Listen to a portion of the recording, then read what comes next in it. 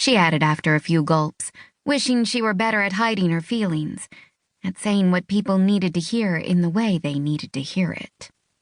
Words were probably a thing to avoid at the moment. Ernie scooted around the table and smushed in for the pic with her friends. She smiled for all she was worth, thinking about kittens and waterfalls and lemon chess pie, and definitely not the fact that her best friend was moving across the country. Tomorrow, Ernie would mope about being left behind. Not for the first time, either. Tomorrow, she reminded herself.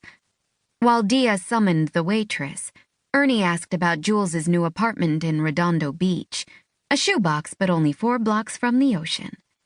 Her new commute, probably an hour, but you can't get anywhere in LA in less than an hour. Also, beach, and her new job. She'd be dealing with city poverty, which wasn't the same kind of poor they saw here at the edge of the mountains, but need was need, and helping people was just what Jules did. Within a few minutes, Ernie's jealousy was creeping up behind her good intentions, gripping a baseball bat and planning to strike.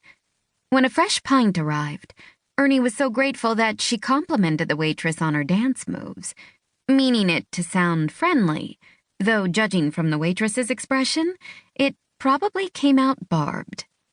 Dia flashed a pitying look at Ernie, waggled her eyebrows at Jules, and changed the subject. "You told me to find you a no-regrets farewell hookup, and I think your man is right over there." Dia inclined her head toward the long bar, staffed by a bartender with full-sleeve tattoos and a handlebar mustache.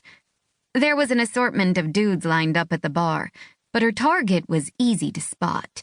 He was one of the hot guys Ernie had watched come through the door earlier. In profile, the guy was a study in sexy. He looked like he was in his mid-20s, maybe. All in black, of course. The guy had on a leather jacket, which she guessed wasn't totally out of place now that the fall was creeping in, pulling cold air off the Blue Ridge peaks and turning the nights crisp. The mystery man also had dark stubble and effortlessly disheveled hair that was a shade too long, brushing his jaw. He was sipping a whiskey as he looked down at the bar, sliding his fingers over its surface, unhurried and deliberate. "He looks depressed," said Ernie, not exactly eager to lose any of her last few hours with Jules to a complete stranger. What if he's contemplating suicide? "Morbid much?" asked Jules.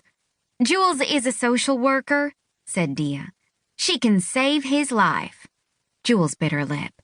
"What if he doesn't want to talk?" Dia laughed low and purring. "How about a little CPR then? Nothing like a bit of mouth-to-mouth when you run out of things to say. This is pretty low stakes, Jules. Just go over and say hi, order yourself a drink, and see if you can pull his attention from his phone or whatever he's staring at. Ask him if he wants to dance." She motioned toward the tiny dance floor in front of the quartet, where 3 couples were swaying.